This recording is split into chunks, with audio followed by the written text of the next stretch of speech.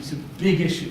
Like, you go to the supermarket, we've all seen, especially month end and Christmas, the trolleys abandoned. Now imagine what a failure that is. The supermarket has bought the right stuff, and that's bloody difficult. They forecast that. They've merchandised it so you see it and you choose it. You put it in the trolley. So all the most difficult things they've got right, and they get to the till and you say, I'm going. It's the ultimate failure. They've incurred all the costs and they get none of the benefits.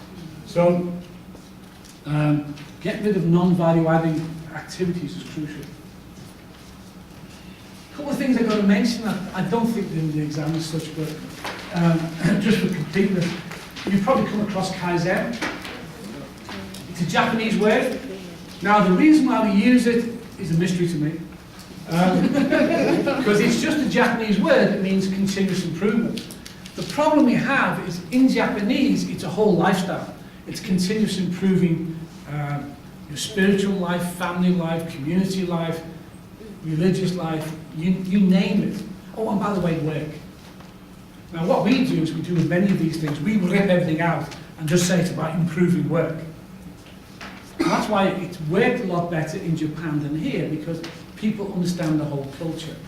The idea behind Kaizen, it's small improvements all the time. It's a journey of 1,000 steps, one step at a time. But the beauty is it's cumulative. Again, imagine these three people here work on a process.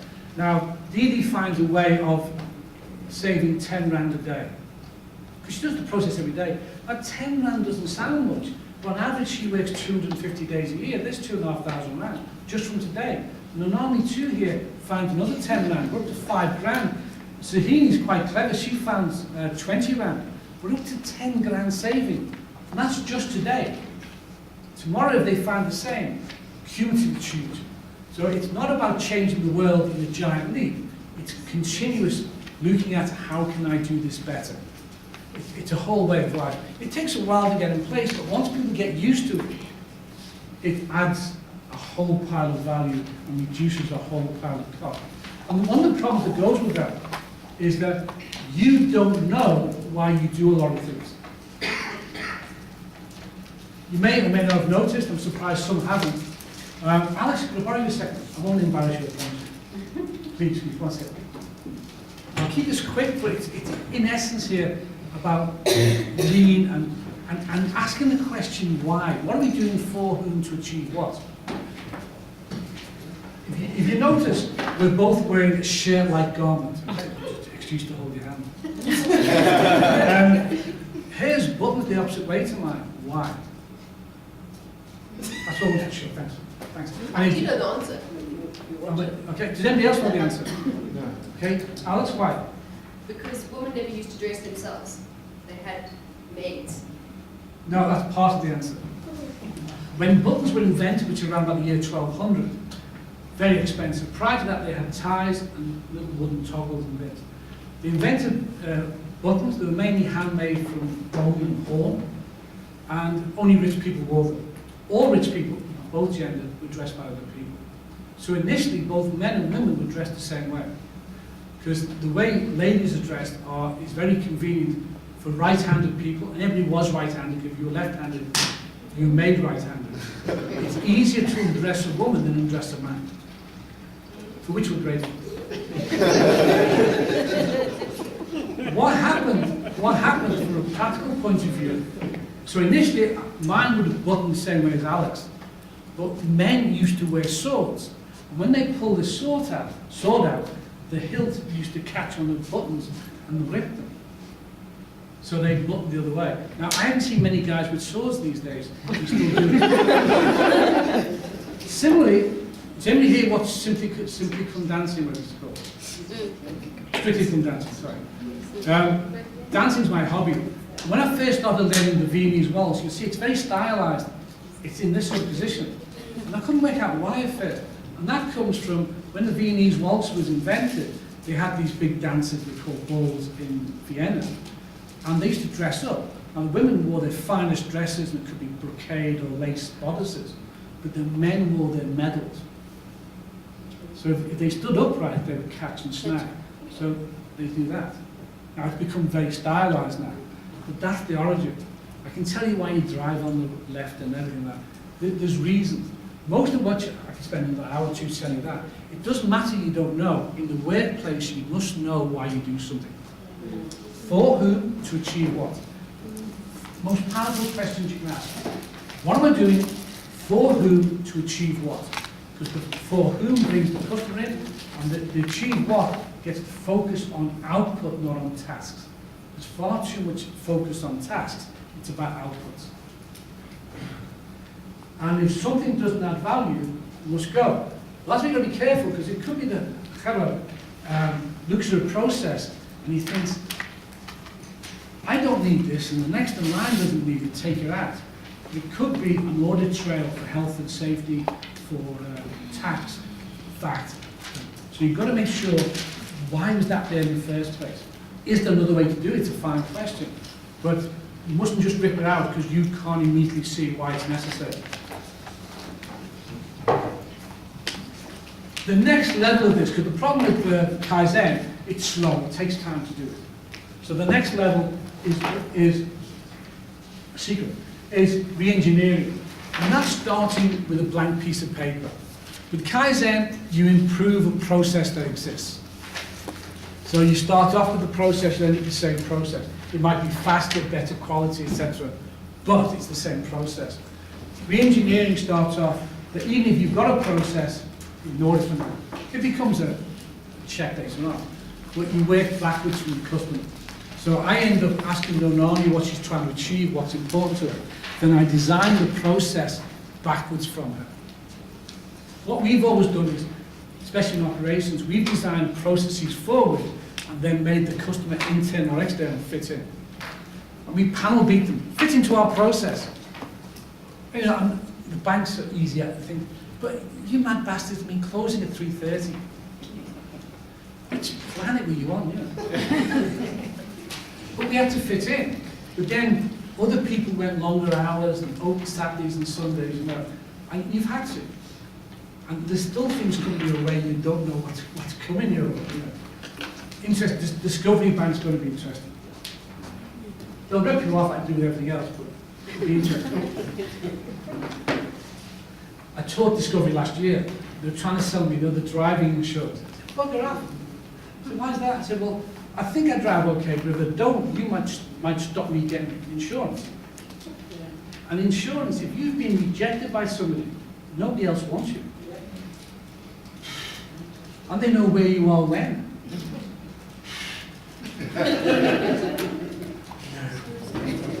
So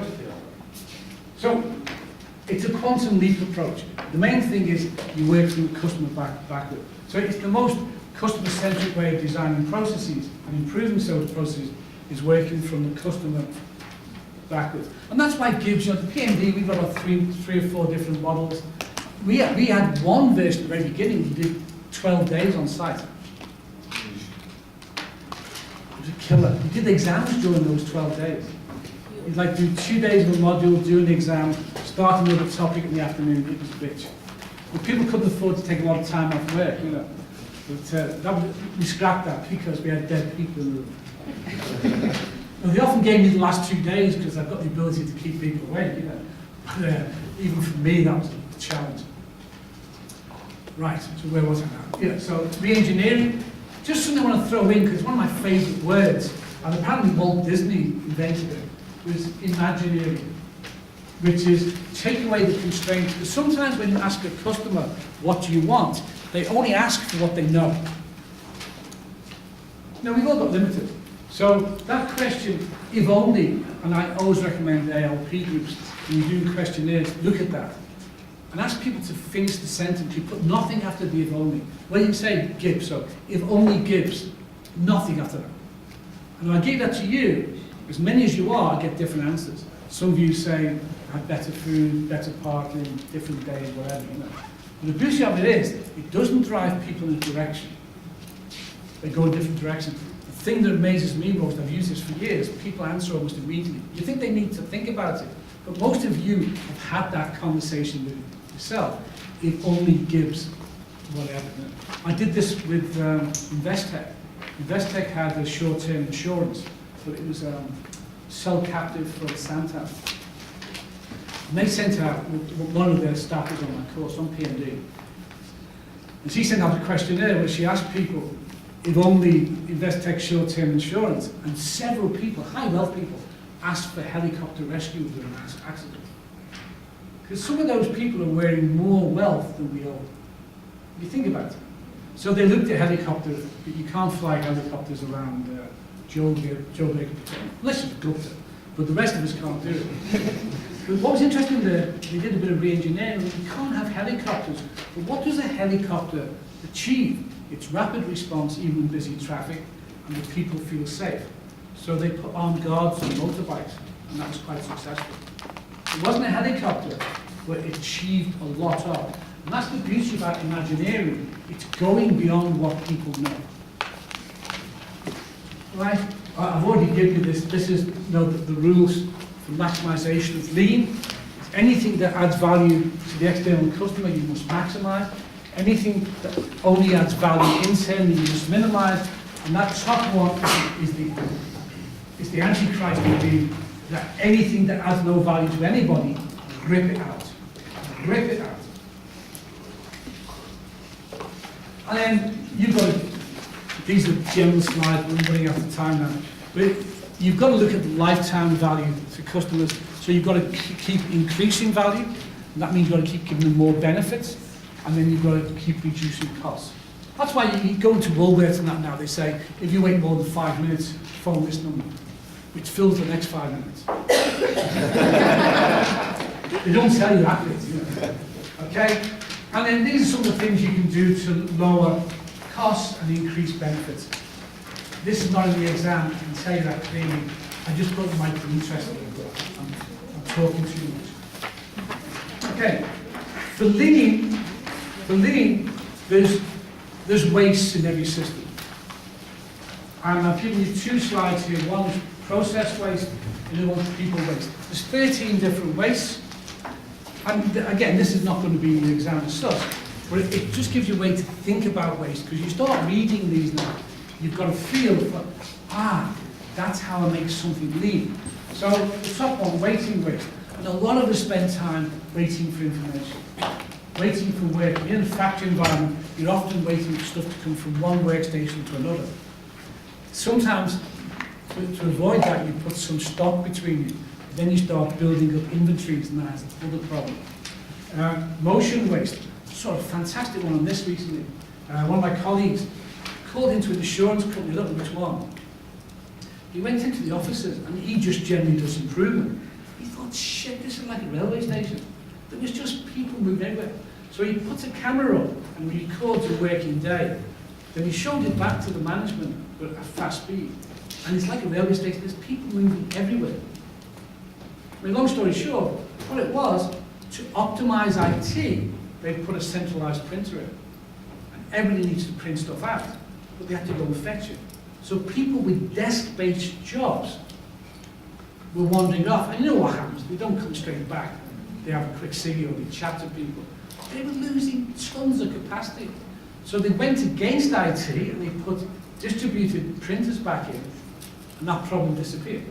Now, from an IT point of view, having a single printer, the cost per print, maintenance contracts, you can imagine it's the perfect solution for IT, but it was the most imperfect solution for the customers in that particular office. So that's what it means by motion waste. Checking waste, not against checking, but we get so used that we have checkers who check the checkers that check. You know, most of the time they don't do a job, you know. So make sure people are checking, otherwise get rid of it. Error waste, I don't need to tell you anything like that. We have a lot of people fixing. I mean, some of you, if I was to give you your real job description, it's chief bugger up, fixer upper. We spend a lot of time on that. Information, translation waste, you don't get given information, you get given data. And you have to convert that to something useful. And then missing information. I used to work in HR for a while, and we used to bitch and moan because people always forget their clock numbers. You know. So they send it into us, and they say, HR knows me. You know.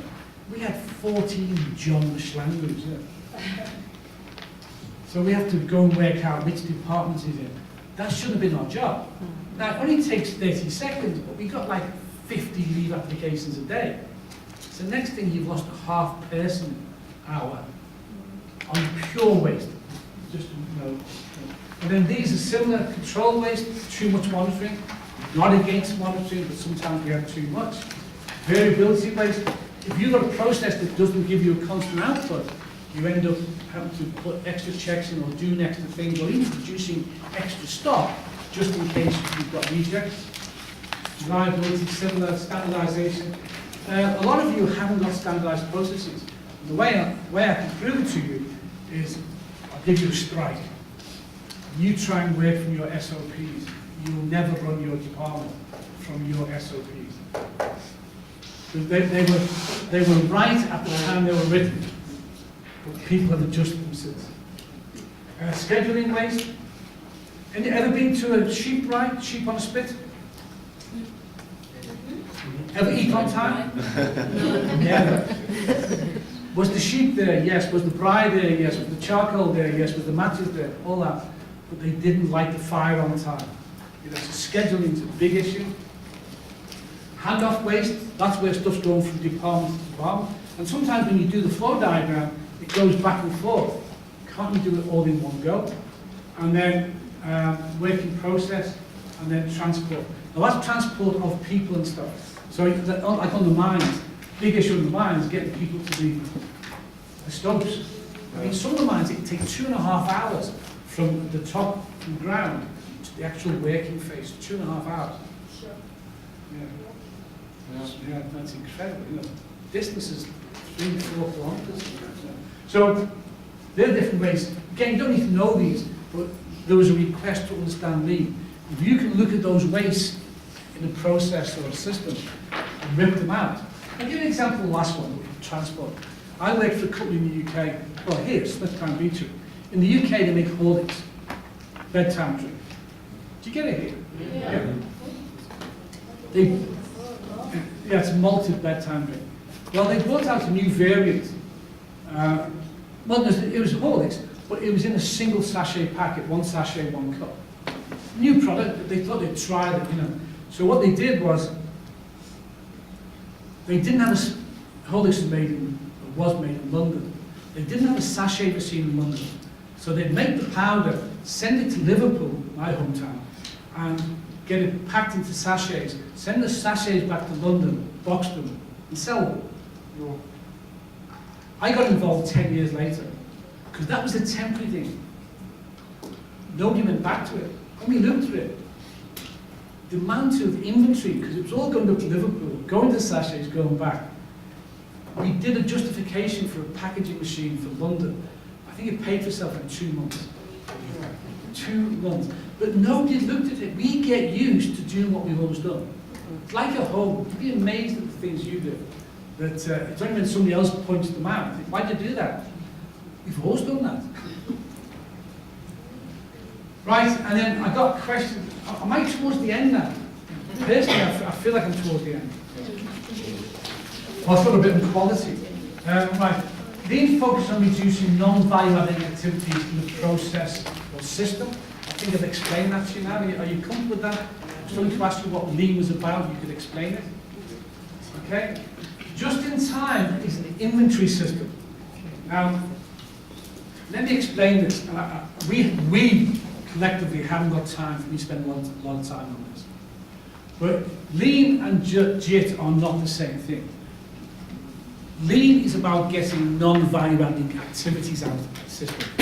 You could argue JIT is about getting non-value-adding inventory. But JIT's about inventory. It's not about processes per se. JIT is a pull system. And the way I've described it there is the basis of JIT is the fundamental question is, if you haven't sold it, why have you made it? And it goes back to what I said before, you always make the wrong stuff, Customers never want what you've got in the warehouse, they've got what you have, they want what you haven't got in the warehouse. So the essence of JIT is, you shouldn't make something until you've got an order. Now, if you've got a 6-week manufacturing time and an 8-week order lead time, you make to order. You don't make it. But people want to be, the famous one, you know, the people who really invented all this was Toyota. But they were making cars in Japan and they were wanted in America, UK, here, wherever. So they had to have some stock. But what happens normally, let me explain the system most of you work to. There is a forecast from something like Zimbini that Alvane is going to need stock on the 13th of October. Okay? You predict, it's not an order, it's a prediction, there will be a demand on the 13th of October for 1,000 whatever. Now, for him to get it on the 13th of October, it's got to be delivered. It takes 7 days to deliver. You've got to help me with the maths here. On the 6th of October, it's got to leave Nonami. Otherwise, he won't get it on the 13th. Now, for Nonami to be able to deliver it, it's got to be released by QC. And that's done by Yohani. So, and that takes a day. So on the 5th, I'll get the dates wrong, live with me, okay. On the 5th of October, you've got to release it from quality. But it takes 14 days to test. I mean, shit. So, around about the 20th of September, it's got to be delivered to quality. So it's got to be signed off by production. But it takes a month to make. So around about the 20th of August, production have to start it. Now for production to start it, the raw materials are going to be dispensed. That takes 2 days. So on the 18th of August, they dispense raw material. For raw materials to be dispensed, they've got to be released by QC, and that takes a week. Oh. So,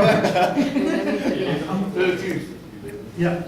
By the 11th of August, they've got to receive the raw materials for testing. To receive them, they've got to be, for them to get them, they've got to be sampled. That takes a day. So we're back a day, and let's forget the numbers now. It takes a day to sample, but for here to sample, they've got to be received. That's a 2-day process. And then for it to be received, they've got to be delivered. But from order to delivery is 3 months. So 3 months previously, the order's got to be issued. Now what you're seeing is, we work back. Now, most of you got a program like SAP, Stockholm Production, SAP, or this Bain, or this JD Edwards, there's a whole range of them. That's all it does. Because that was complicated enough for one widget. Imagine you've got 700 SKUs, and you've got to get them all there on the 13th of October. And that's all it does. But it's being pushed towards a predicted demand. If he changes his mind and he doesn't want it, then you're screwed.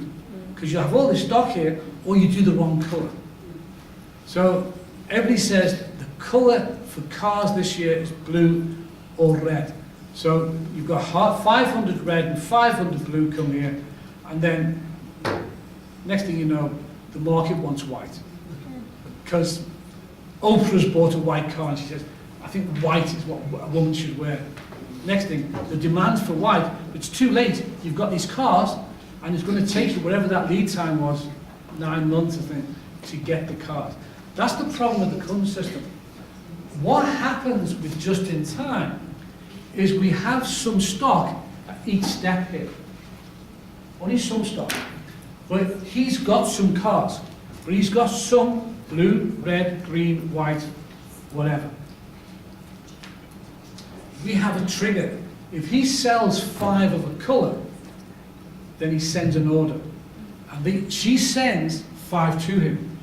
But the delivery time has been calculated that by the time she sends the next batch, you will have just consumed what you've got. So it's trying to minimize stock. But for you to do it, when you send in the stock, it sends a message to her, a thing called the Kanban. Don't get lost there. But that sends a message to her, I need more cars. And it comes back. But what happens is that somewhere here, where they paint the cars, they only paint the colours which the system has pulled. Before, they painted the cars to prediction. Now they only paint the cars when they're pulled. Now firms that do that you might know are, you know, the World of Colours, you know the clothes, Benetton. They make a lot of their stuff in a beige colour, and they dye them according to demand. Zara do something similar. So they only choose the final colour when the market offtakes happen. So they design literally beige, vanilla outfits and dye to order. And that's what just-in-time is. That you only deliver it when there's demand. If there wasn't a demand for a white car, they will never again make a white car. The few you've got, you'll sell. Now, just briefly to show you the difference, I always have these stories, you know. If you saw, imagine where you live, there's two factories, and they both make beef burgers. And you've been told one of them uses the push system, often known as ERP, Enterprise Resource Planning. That's what SAP runs. So one is the push system, and the other is just in time, which is the pull system. But you don't know which is which. And they're fully integrated. They have cows outside. So they go from cows to frozen burgers going out. But you're fascinated. You'd love to know which one. Anyway, you go on leave. And while you're away, there's an outbreak of mad cow disease. When you come back, you immediately know which factory is which. Why is that? Just in time? No. No, just in time for last cows. See, what happens with the push system? Although there's no demand going to happen, the computer thought it would. So the cows they've got, they will convert into burgers. There's no cows left and be a warehouse full of burgers. But just in time, if you don't sell a burger, you don't convert a cow into a burger. So just in time is a pull system. If you don't sell it, you won't make it. It's got limitations. It's mainly high volume, low variations. Yeah. There's a lot of synergy with supply chain management. Yes, yeah. It's one of the methodologies. Yeah. It's one of the methodologies. But it's about trying to minimize. It's not an inventory-free system, as people try to pretend. It's a minimum inventory. The main thing is, though, you only make what the customer wants. It's pulled through the system. Right, so are you clear now about, somebody asked about the difference between lean and JIT. Are you comfortable? Yeah. Okay, you don't need to know. All right. Okay, now I'm going to do quality fairly briefly. You know, this is like doing the Bible in 10 minutes. But the essence about quality, and I'm not quite sure where your issues were. So let me give you a 10-minute run through what I would do on quality, and then I'll take questions, and I'll stay here as long as you need me. Okay, so what's quality? Whatever the customer defines it as. That's the simplest definition I could ever find, which is great if I have one customer. So if, is it Gina or Jenna? Jenna. If Jenna's my only customer, I can interview her and find out exactly what she wants, and I give her that quality. But now I've got Jenna and I've got Numbali, I end up with a sort of average. And that's part of the problem we've got, is trying to work out what's the best quality overall. That's a slightly separate issue. You've got to know how the customers measure quality, and there's two main things. It's explicit. They know what they want, they know why they want it, they recognize it, they'll pay for it, and they know it's missing. That one quick. You don't need to have that phrase, but it means that's why they're buying quality. The problem we have is there's so many bloody magazines and podcasts and blogs and tweets and whatever. Now, people's mind about quality, about certain things, get influenced. You know, if you buy What Hi-Fi magazine, you know, next thing you want all sorts of fancy stuff, or What Computer. But that often falls into the second one. It's a desire the customer has, but they don't always know why they want it. Sometimes, because of budget, you can talk them out of it, but you've got to know what it is. You've got to meet the explicit desire. You try to meet the latent desire. Ideal world is you do both. But sometimes you may have to talk them out of that, because sometimes customers have a habit sometimes of asking for quality they don't need. I've downgraded my car. I used to drive a Jaguar. Fantastic, you know. Now I've got a Hyundai. Fantastic. Because my average speed's the same. I drive on the Ben Schoolman. What's the most powerful car on the Ben Schoolman? Taxi.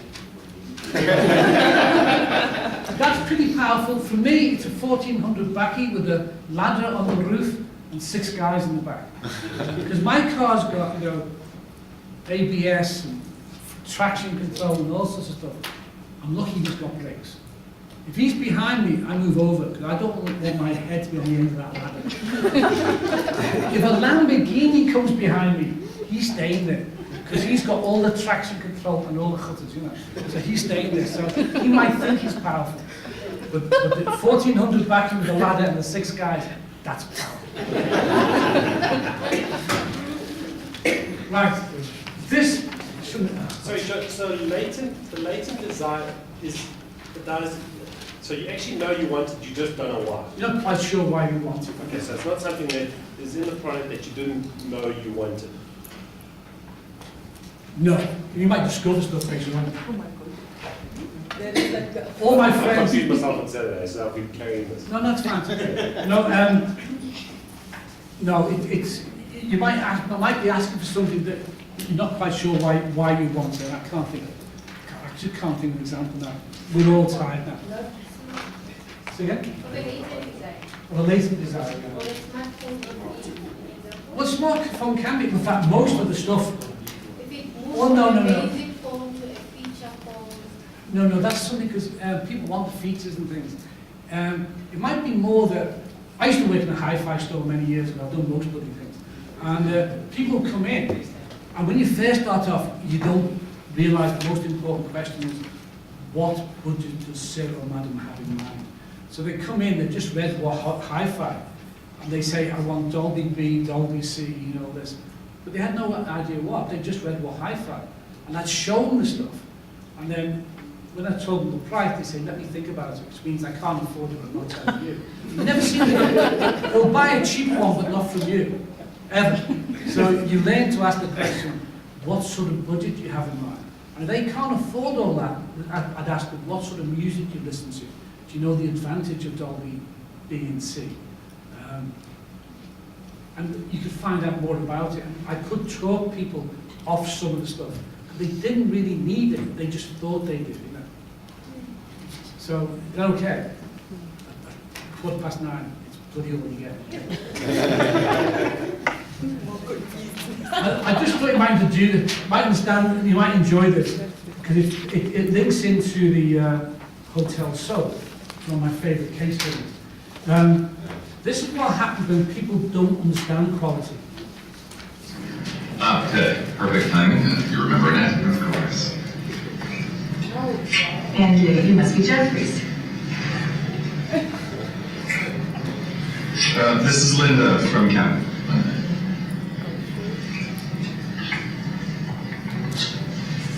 Ted, you old dog. How's that golf game? Good. So, doesn't seem like a Tuesday, does it? Yeah. So they've heard shaking hands spreads more disease than kissing, so they've introduced kissing. You know? So that's a bit of an extreme situation.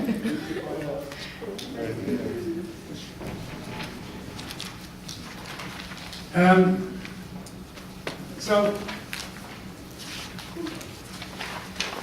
again, I literally could spend hours on this, but when I show this normally, I show the 2 slides, the product slide.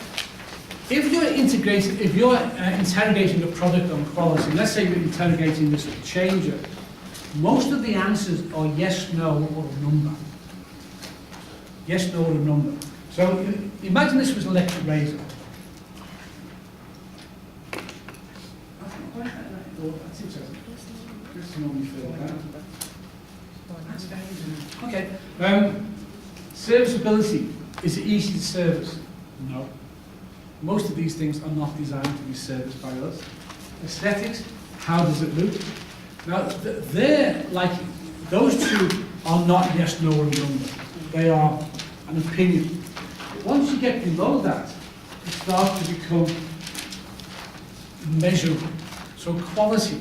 Well, perceived quality can be the brand, but the other thing about quality is I can test those 4 things. So functionality, does it work? Zzz, yeah. Does it have options? Sideburns? No. It's a man's razor. Okay. So yes, it's got functions, that's a yes-no.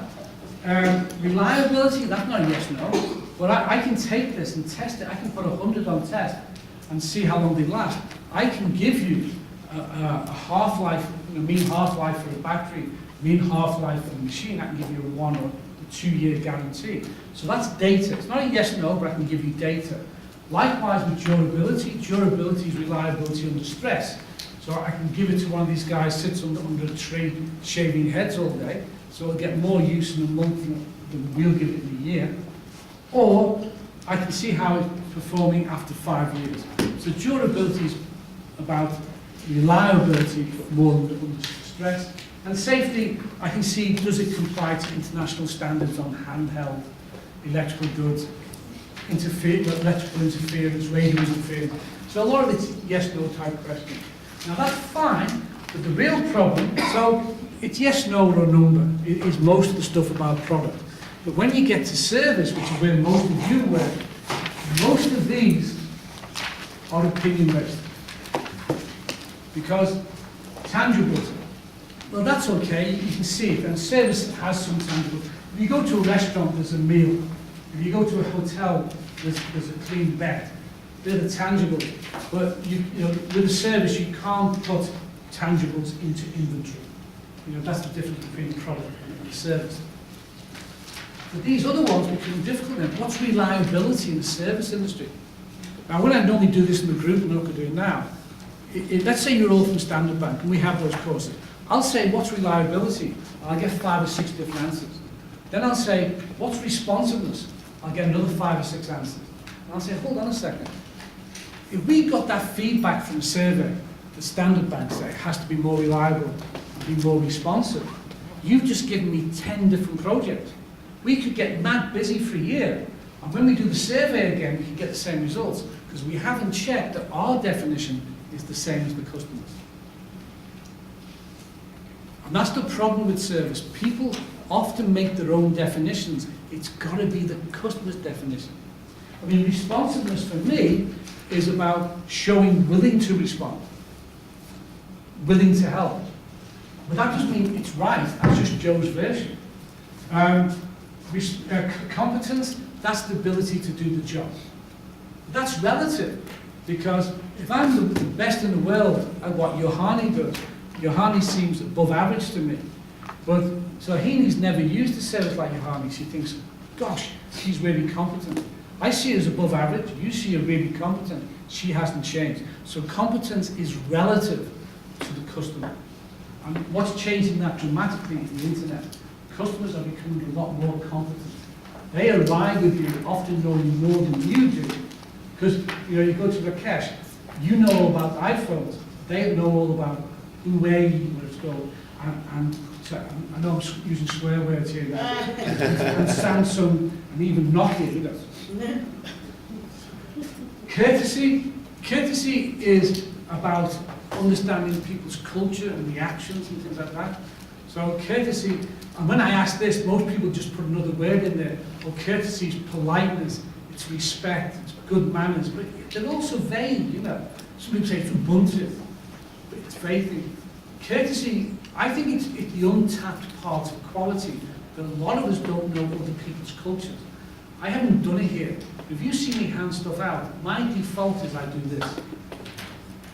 Now, I taught myself to do it, but it's one of the few ways I can show respect to the black culture. So you'll almost never see me hand something over, whether you're white or black. That's the way I hand it over. And I get tremendous respect and response for that, Credibility, you've got to earn that. It's like trust, you don't get it, you earn it.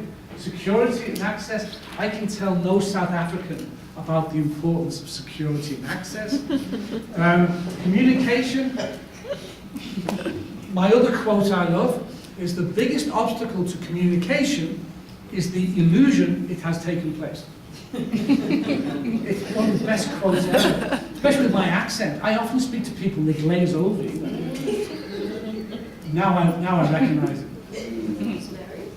Communication, it can include things like acronyms.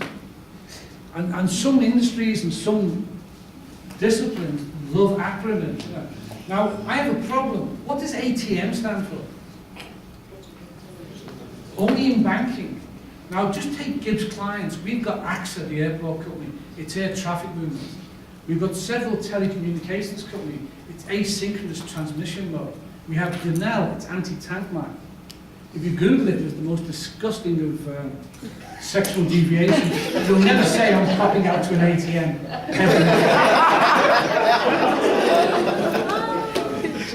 But we often make our customers feel alien to us because we use all this acronyms, you know. Bear in mind that I'm coaching an ALP group on the PMD at GIBS. So communication, be careful. Don't alienate your customers. Speak a language they understand, you know. And if you don't give them the meaning, they'll make one up. I mean, I'll tell you one of my favourite stories. Those raisers will laugh, but it's true. Late 80s, I kept seeing on the TV, we started to get the troubles in the country. People were going, Amanda! And you've got to do it with passion. You can't go, Amanda. It's got to be, Amanda! Now, I didn't know what it meant, but it looked interesting because people got quite excited. So I tried to work it out. I studied French and German. So I thought, what could it be? Now, in French, you have allons, which is let's go. I wonder if it means that. So I watched next time, and I was right, it means let's go. I thought, I know the truth now. Because somebody would go, Amanda! And 10,000 people would shout, where to? It's our where to.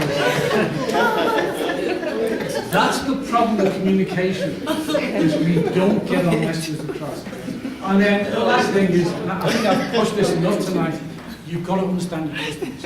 If you don't know what your customers want, you'll never be able to deliver, you know. And you've got to keep checking because what they want one day is different to what they want another day. Some standards, types of quality, just briefly, indifferent, that's where most of you work. If you're the best in the world, let's say, is it Lishan? Did I get it right first time? Yes. Lishan. Let's say she's the best in the world at what she does. To her customers, she's just Lishan. They'll only notice when she leaves. So most of what we do, people don't notice. The second one is, a lot of what we deliver is what people expect. They're not blown away. Like, if I go to pick my car up and it's on time and washed, I don't go, wow. Well, I probably would these days, but it never is. But I expect it to be ready. The third one, I don't get lost in this too much, but it's not everything has to be perfect. If I go to a bank at 11 o'clock on a Saturday and it's untidy, I won't complain. It's the busiest day of the week, etc. You know. If I went to a bank on a Tuesday at 11 o'clock and it was untidy, I'd complain. So customers make some allowance. Not everything has to be perfect. And then the last one is exciting. That's the wow factor. Wow! Never expected that! Holy bloody smoke, you know. Now, you don't get that very often. My biggest one was one time I was in the garage getting the petrol done, which baffles me because they do it in 7 seconds on the Formula 1. They do it in 7 hours in the garage. They think it's nice, I'll wash your windows back and front and the side and the mirrors and I'll do your tyres. I want petrol. I want 7.5 seconds. From an operations point of view, now, I go in and ask for a fixed amount of money. I reckon I've reduced my dwell time in the garage by at least 20%. Because the last bit in it, they're shaking you. I've been seasick. But one guy, only one guy ever says, can you open the boots there? And I said, why is that? He said, I want to check the spare tyre. That was a wow. Because nobody does that. Because you mustn't break that communication system because the tyres speak to each other. Do you know that? But they do. Because when you get a flat, the spare goes flat at the same time. It's so simple. Okay. And on the hotel soap, shit, I'm running out of time now. I thought 3 hours was plenty. I hope I haven't bored you, by the way. Hotel soap, you did this with. The key thing there what really went wrong was people didn't know that while they were doing it. Die boss is zo gezegd. Why are you putting 3 soaps in? Die boss is zo gezegd. Because it had a fantastic quality system. People say, no it hasn't. It bloody has. What's the chance of you not getting 3 soaps? 0. It's fantastic. I dreamed that there's a soap in the sink, one in the bath and one in the shower. I travel a lot. The number of times you get in the shower, you're all wet. Where's the soap?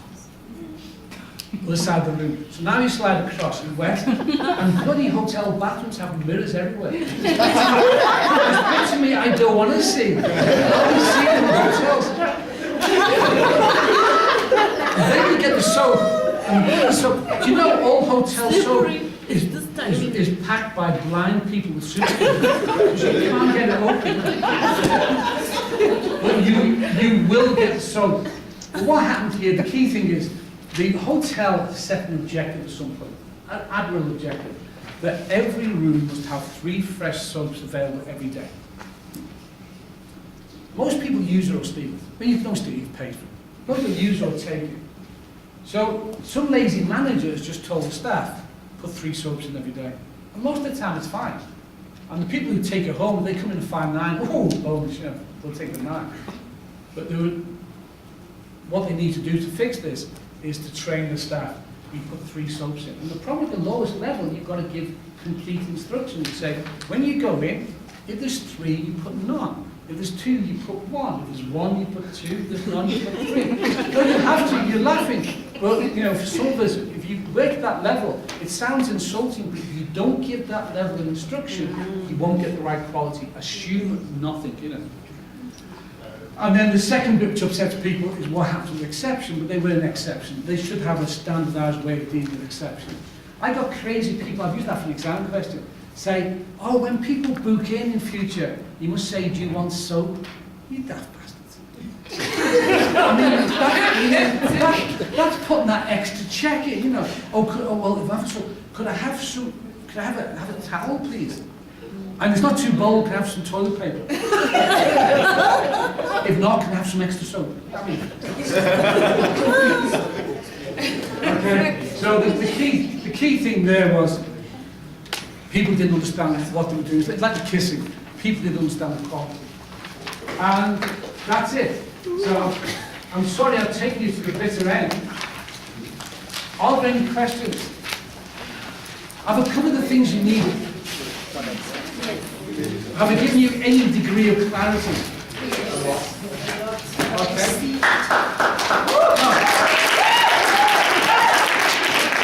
No, but are there any other questions? If anyone comes to me afterwards, if I can answer anything, I will do. What I can tell you is, half of what I showed you tonight is not in the exam.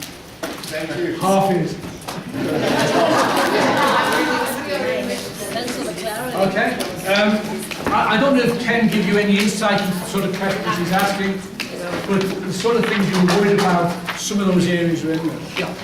I have a question, but I don't quite know how to articulate it. So one of the words of contention on the weekend was drawing the supply chain and how much detail needs to be put in it. Like Okay. If I was doing it, I wouldn't get too lost. In fact, that's part of the reason why I showed you up there. You know, I had supply side, demand side, production, and I had first tier, second tier, and then I had you know, on each side.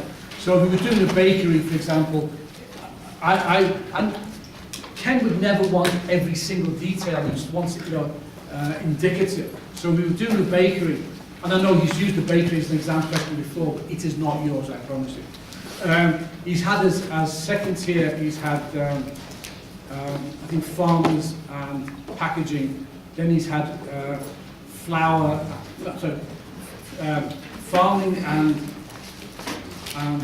plastic manufacturer. Then he's had flour and packaging.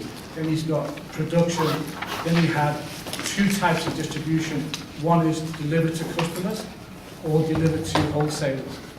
So that was the sort of detail we went to. Okay, so it's just that you know there's 2 tiers on either side, minimum 2 tiers only, and production and the middle operations. Yes, sir. So should we show product flow, information flow, logistics? That might add marks. I don't know how he's going to mark, okay. But that would certainly, if I was doing it, that would add marks. So I would do exactly that. So I'd have product going right, information going left. Yeah. But just don't get too lost. Look at the top tip is look at the number of marks you're getting per section. And I always say this, people laugh at me, answer the question that's asked, not the question you wish it was. No, people always laugh. But I promise you, I've been lecturing for 20 odd years, and I see it so often. People throw stuff at me. Well, it is not for the question, you just wait for the time. Marwa? Sorry, just on that. In the past paper when I read the stuff on the supply chain, and then in the answer it says complete supply chain including documentation,